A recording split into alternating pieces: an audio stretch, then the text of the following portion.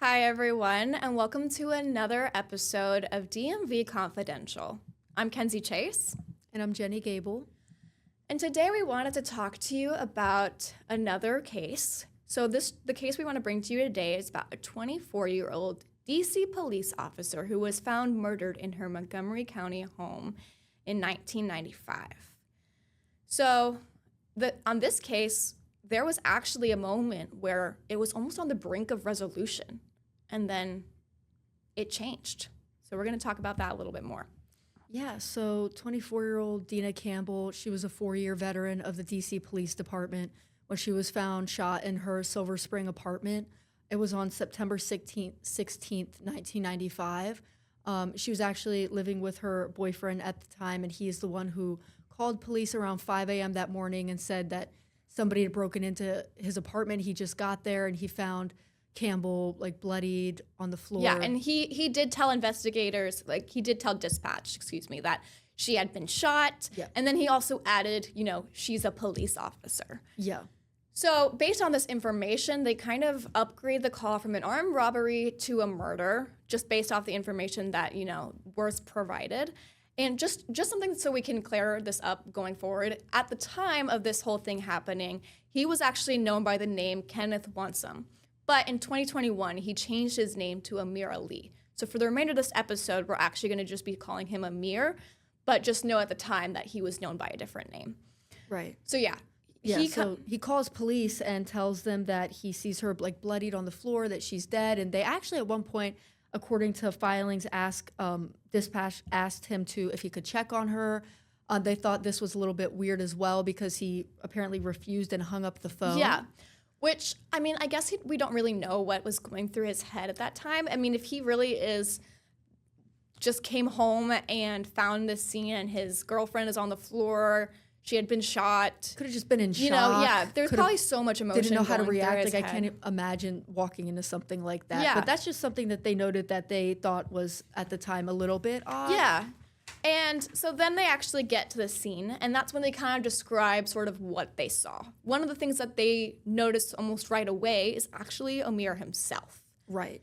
And so it appeared like he was wearing a white T-shirt, and they noticed it appeared that on the front there were stains that looked like blood stains. Yeah, there was also giant tears. So they did say Yes. there was tears on his shirt and what appeared, like you mentioned, blood stains.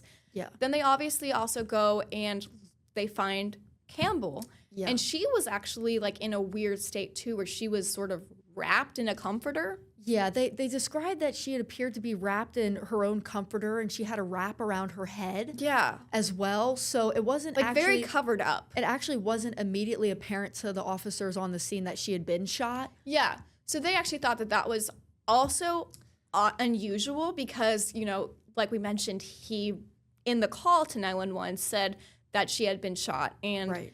an autopsy report later confirmed that, yes, she did die by several gunshots. Right. But It they was didn't just- know that right away because of the way Yeah. she was found and It all was the coverings. very odd to them, and I guess you could maybe possibly he was so in shock finding her bloody on the floor, just kind of assumed that she had been shot. But that was something that investigators also noted, as you mentioned, that was weird to them because Yeah. they weren't able to immediately tell. Yeah, something else that was odd in general was he came home and he told investigators that he found the door 3 inches, very specific, 3 inches open. Right. Like the door was open, ajar.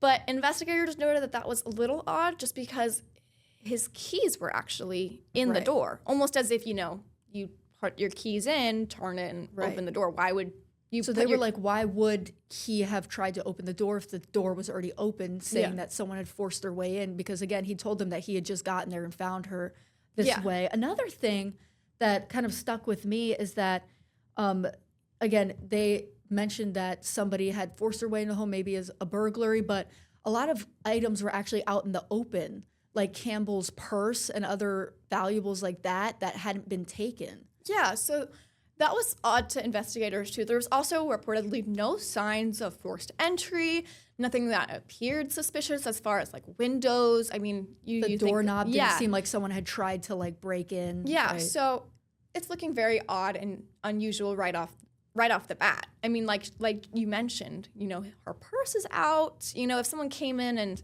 stole anything, why would they leave some of these valuables that would be quick and easy to sort of grab and get away with? They actually did note that one thing that was taken was actually Campbell's own police service weapon. Yeah, her handgun was gone. Right. And that's pretty much the only thing that seems to be missing. So now we're actually going to talk about Amir. Amir actually initially does cooperate with investigators. They take him down to the station, they bring him in, and he kind of gives a very, very detailed account of what happened the day before, the morning leading into it. And I think, honestly, the best way I can just explain this to you is to actually just go through the timeline he gives. Because like I mentioned, it's very vivid and descriptive. It's specific. So I'm just going to go through and kind of go through the timeline of what he tells investigators, and then we'll talk about our thoughts on it.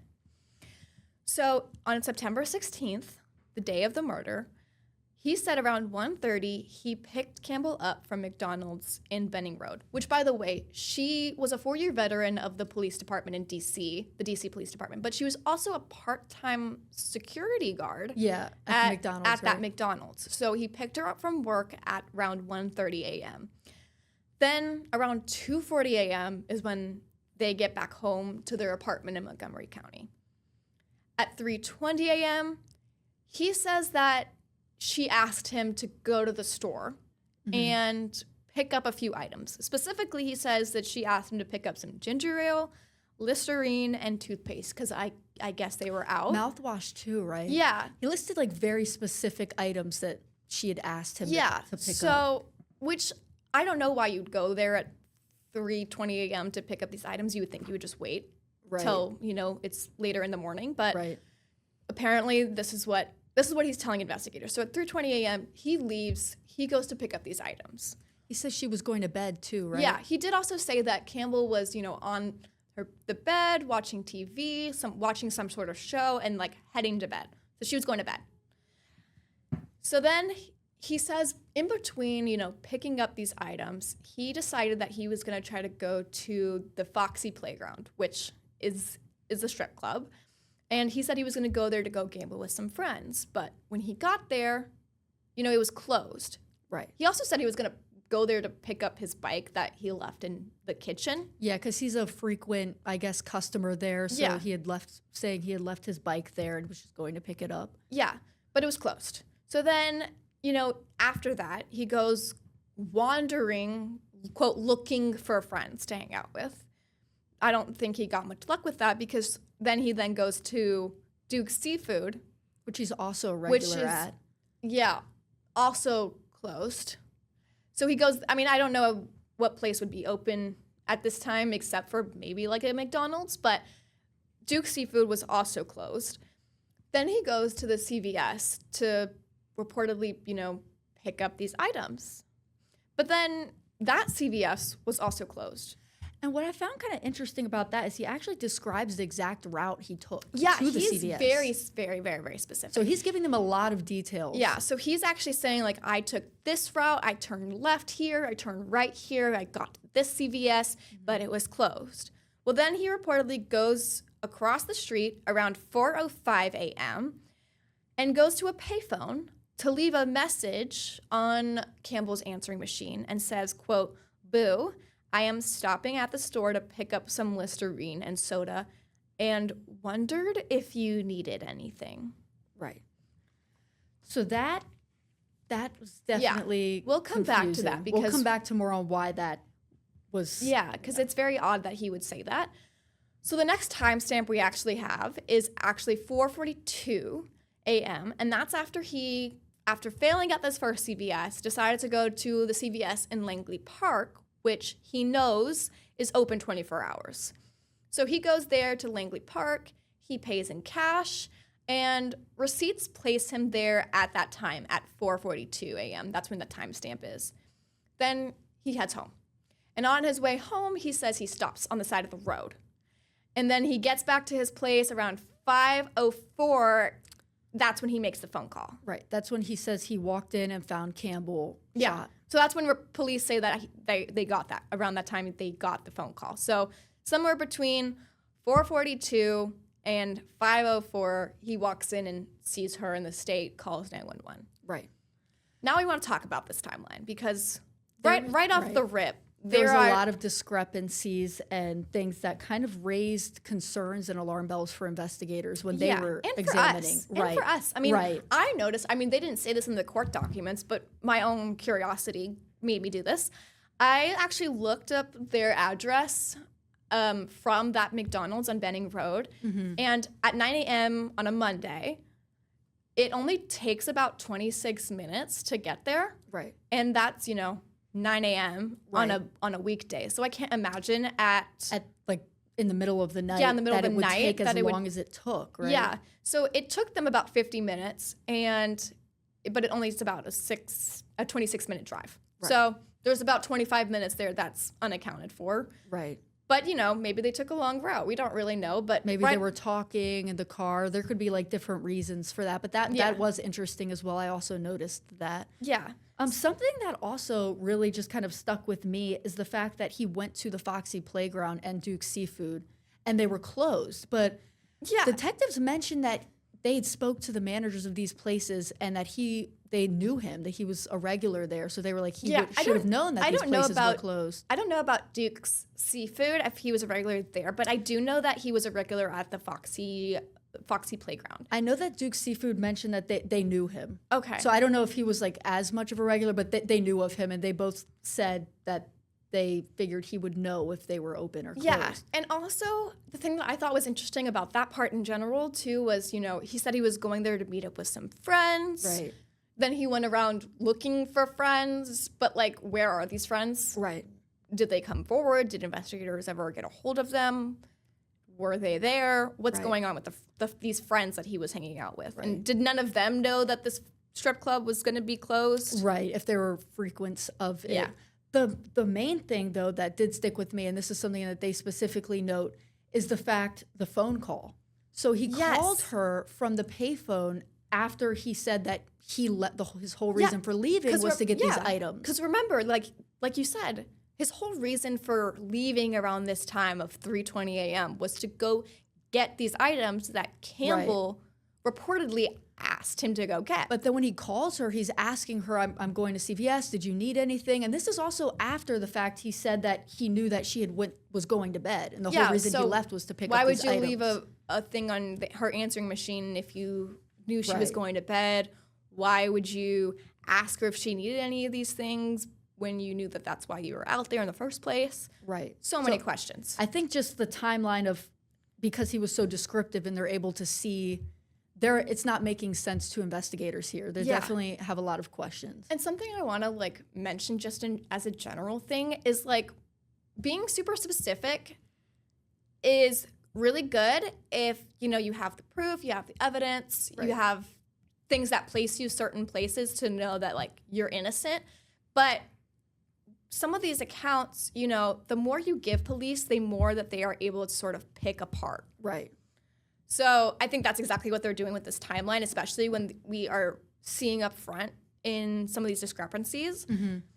And I guess there could be, different reasons why maybe some things he had mentioned, maybe he just couldn't remember correctly. He did just find his girlfriend like this in this state. But at the same time, as you just mentioned, it's all the specific details, like the fact that he told them he was leaving to pick up these items, but then, and she had asked him to do that, but then he called her. Memories always get fuzzy. For sure, especially when you're not thinking straight and there's a lot of pressure. But it's just interesting that he did go into such specifics, only for the specifics to not match up. Right. So then we actually get into, I want to talk about the day of. Right. So before the actual murder, before, police bring him in and get this account, they also then go back and interview people and get what happened that day. So actually, Campbell, as we mentioned earlier, she was working part-time at the McDonald's as a security guard, and two of her coworkers there actually ended up telling investigators that she had been arguing with Amir during her shift. Mm-hmm. She had actually mentioned she was on a phone call with him, and she told one coworker, quote, "I've got to end this relationship," and that's according to police filings. Yeah. So it seemed like they were in some sort of They were argument. definitely rocky. And one later said that a second coworker actually described Campbell as, quote, desperate before her boyfriend picked her up. Right. So it doesn't seem like things were Right. super great. And one thing that's also notable Was his outfit, right? yeah, his clothing. So we mentioned that when police came into the scene, they saw Amir with a white shirt, rips, Like potential stains. blood stains. Yeah. But something that was notably missing when earlier in the day when he came to pick up his girlfriend was those rips, Right. was those red Right. stains. The coworker, confirmed that he was wearing the same outfit, but it seemed to be intact. There was nothing of the sort on it. So that Yeah. is something that they noted as interesting because it appeared to them that between the time he picked her up and the time Campbell was found, the time in between, that some sort Something of struggle, happened. he had been in a struggle with somebody. Yeah. And Right. I don't know if they said that he had been a struggle, but something happened with his clothing, obviously. Right. So then we actually go into the interviews with the neighbors. So one neighbor actually reported hearing gunshots around, get this, 3:20 a.m. Right. And that's the time that he was supposedly leaving to go pick up these items. Yeah. So, and I think it's interesting in general that they use the exact number. I mean, this could have just been police filings trying to keep it like for simplicity's sake. But, Amir specifically says he leaves around 3:20. Gunshots heard around 3:20. And they say about 5 gunshots, right? Yeah, the neighbor does say that it was 5 gunshots that were heard, which was the same number that she was later found to have suffered from. And also, another thing that's very important to note is that another neighbor on Heather Hollow Circle where this happened, they reported being awakened around the time that the shots were fired by a male voice yelling, quote, "I told you not to do this to me." Yeah.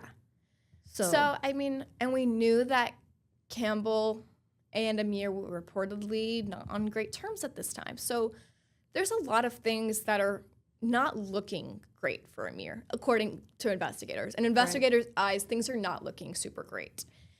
And so we did also mention, her handgun was missing. Investigators do, in fact, say that they believe that she was shot with her own department-issued handgun. right.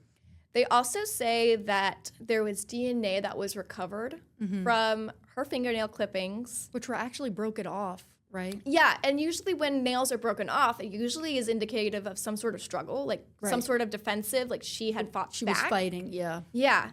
So they did say that her nails were broken off during what they said was probably a struggle. And also, I believe we mentioned earlier, they, take Amir in for questioning. And initially, he's very cooperative, but then he actually, they're trying to collect his clothing because he has the bloodied shirt. And, according to filings, he actually said he would sink his teeth into their chest and make them regret this day. And Jenny, He became, resistant. That's so, intense to say very to an intense. investigator, especially when you're sitting down for questioning. I mean, everything, I don't know at this point if they, read him his Miranda rights. I don't know if they, took him in as a suspect or if they were just taking him just to talk. But you're telling this directly to an investigator, that doesn't look great. Right. I would never say that to a detective. Right. They just noted that he became, was initially cooperative, but then became very resistant. They, the filing also says that he forcibly resisted them to take his clothing, as we mentioned, but also to have a gunshot residue kit done on his hands. Yeah. Which I actually didn't even know was a thing, honestly. Right. I didn't know that before either, reading this as well. I didn't know that you could, I mean, I guess it makes sense, but when you think of a gunshot residue, what does that even look like? Right. How would they be able to test that? Yeah. So That's they, and then they interesting. also actually took more evidence. They took some evidence from the money, the change Yes. that Amir got back from that CVS. Right. So the receipt did, they did have the receipt to prove that he was there at the time and made the transaction. But as you mentioned, Kenzie, the money that he received actually had blood on it at the time. And they took the change from his pocket and were able to use that as well. And same thing with the car that he was driving, which also happened to be Officer Campbell's car. They took some blood samples from there as well. And pretty much it was on the stick shift. Yeah. Which was interesting. Pretty much from all of that information, from all the DNA, they basically were able to rule that Amir could not be eliminated as a suspect, which means there was enough reason to suspect he could have been a suspect in this, Right. to not rule him out. He was not being ruled out at this time. So, I mean, honestly, Jenny, I mean, I don't really think things are looking that great for him. I mean, police filings say that there's discrepancies. The timeline and the, his clothing, and also as well as he became uncooperative. Yeah. The more you become uncooperative, I mean, there are some things with investigations that, like, I personally, if I was ever brought in, I would not do. For example, obviously practice your right to stay silent. I would never take a polygraph because I don't think that they're very accurate. I don't think they're very, they never prove you innocent. They only ever hurt you. So, like, there are certain things that, like, you can sort of stay silent on. That are within your rights. Yeah, within your rights. But when officers are actually trying to collect evidence, you should not fight that. It was something of, like, it definitely raised questions for them why he wasn't. Yeah, I'm all a fan for, like, know your rights, protect your rights, but I don't think this is looking great for him. Well, so then they actually go to Campbell was warning about her death days prior. Right. So after, talking to more people, they're able to kind of paint this picture of how she was feeling the days before she was found shot to try to see again, like, if, who could have done something like this. And, as we mentioned earlier, Amir had been living with her for about 6 months, according to police filings. But undercover officers at the place, the Foxy Playground, where he was, I guess, a regular guest, they said that they encountered him a few days before Campbell was found shot around September 12th. Yeah.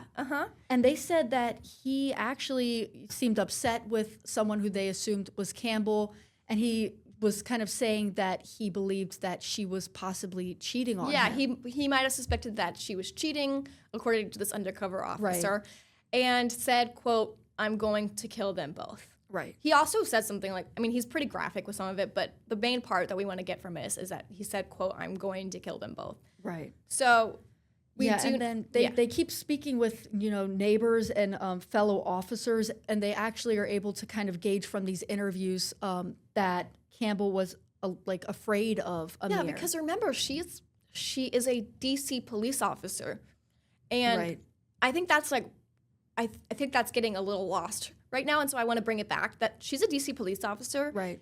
And she was murdered in her home, so it really can happen to anyone, right? And I think that's so scary because she was, like you mentioned, she was actually talking to some of her coworkers, and she was like, she's expressing fear. She said that she had even began sleeping with her department-issued gun under her pillow. She was clearly scared, according to people that knew her. And one of them even said that just about 3 days before, Campbell basically told another police officer that she was planning to leave Amir. Right. And just 3 days before she said that she was planning to leave, she told them, if I don't show up to work on Saturday, you'll know he killed me and buried me somewhere. And oh my gosh, Jenny. Yeah. Like, that is such an intense statement. I can't even imagine, according to these interviews, they're saying that she's feeling this way. I can't even imagine. She also told that officer, quote, "If something happens to me, I want you to tell the police." Yeah, well, and we also, when we think about, domestic violence and how hard it is to actually leave those relationships, I mean, they say that, experts say that, the most dangerous time for a victim of domestic violence is when they try to leave. Right. And I can't imagine if, they're saying she's feeling this way, the type of fear that she was feeling. Yeah, and this is a police officer, someone you would think wouldn't need to feel this way, that would have the law on her side, and she still feels like she's going through this. And that also kind of reminds me, just on the subject of her being an officer, that at one point, according to the filings, as we mentioned, she actually told another officer that she worked with that he had reportedly, Amir had put his hands on her. Yeah. And that she pulled out her own gun to protect herself. Yeah, so she actually did pull out her gun at some point. Now, this all happens. She warns that she's scared, that she's planning on leaving, and then she's killed just days later. Yeah. And Amir is obviously, he's suspect number one. Yeah. I believe they're saying that at this point he's the only person of interest that they have in this case. Yeah. So I want to talk a little bit about Amir. he actually does have like a criminal history Right. where he was, charged with at some point armed robbery with murder. I believe he actually, according to like the charging documents, they said that he had 15 prior offenses, including murder 2 while armed, robbery, assault with a deadly weapon, stolen vehicle, and that this all happened in D.C. And then he also had a prior arrest in Prince George's County for burglary and transporting a handgun. Yeah, very, very odd. Like, he definitely doesn't have the most clean criminal history. Right. But regardless, so they actually do arrest him. Yes. And for some unknown reason, they drop the charges. Yeah, so he's arrested and charged, which is the charging document we were referring to for his prior arrests. But prosecution drops the charges. Yeah, which I think is also crazy because we don't know why. Right. And then, so what happens? Well, then the case, unfortunately, goes.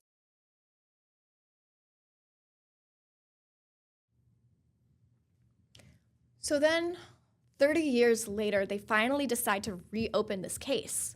Yeah. It takes 30 years. I mean, you would think that they had person in their custody who was their number one suspect, Right. and then drop the charges, and now where do they start? Well, they start from square one. And a lot of the information that we actually told you earlier in this episode actually came as part of this new reopened case. Right. All the additional interviews and some of the collecting of testing the DNA evidence that they had collected. This is all kind of came out later. Yeah. To further evidence. So I want to play you this clip real quick, and it's actually from someone who was sort of there from the beginning. I worked in the homicide division in 1995 when this case happened. So I was familiar, although I wasn't initially assigned the case, I was familiar with the case. So that was a detective who was actually on the homicide case, on the homicide team back when this was first brought up. And then she actually became assigned to this case during this new 30-year difference. So she's been following this case for a very long time. Yeah. Which I also think is, must be super interesting for her. Like, she even mentions later that she's always had an interest in this case. So to finally actually be able to work on it and see if, it can have some sort of resolution, must have been like a very surreal feeling. Yeah. I can't even imagine how that would feel after all these years have passed. Yeah. Well, so then when they actually go through and reopen this case and they go back through the neighbors, they go back through the coworkers, all these interviews, sure enough, they actually do come up with the same conclusion that detectives determined 30 years prior. Yeah. And they do actually arrest Amir for the second time. For the same murder For the same murder. Now, this is not double jeopardy at all because he's not actually been to court. Right. He was never convicted the first time or anything like that, but they do arrest him on August 5th, and this is of this year, for her murder. And yeah, they said that they claimed that it's because of more statements that they had gathered during the interviews and from the DNA, as we had mentioned. So they're able to charge him there. Yeah. So, I mean, it's 30 years in the making. They finally are able to have some sort of conclusion. And loved ones are actually very relieved. So we're actually going to play a clip of some loved ones talking about the news and him being arrested. I've been waiting for this for years. I never lost hope. I always knew that we'll come to this day. Now, I know that's very brief, but I mean, just imagine 30 years later, they actually have an arrest again. And I wonder how they're feeling. Yeah, I know that one of them had mentioned that they had been kind of holding out hope all these years that there would be a resolution. So I'm sure that, I can't even imagine feeling the sense of peace that there's going to be someone held responsible for this. Yeah. And we do have someone from the actual press conference that spoke about the arrest and how they feel like it was actually justified. While this arrest won't erase the pain of losing Dina, we hope that it does bring some resolution and sense of peace to everyone involved. Yes, that was Mark Yamada, I believe, with Montgomery County Police. So none of this actually, of course, changes anything. This doesn't bring her back. This doesn't bring Officer Campbell back.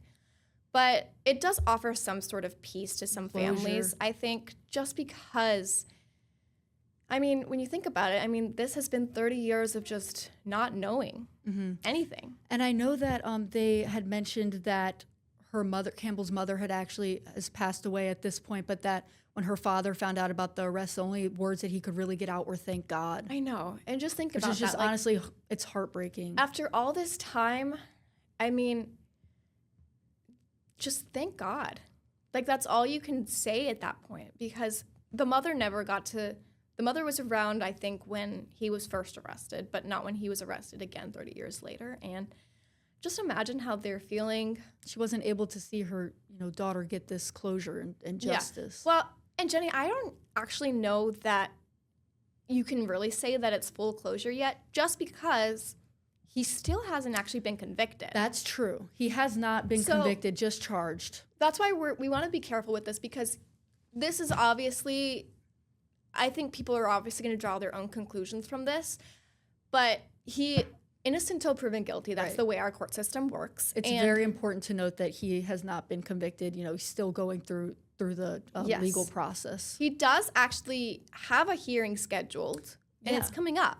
So he actually does have his hearing scheduled, as you mentioned, Kenzie. It's for September 5th, which is in just a few days.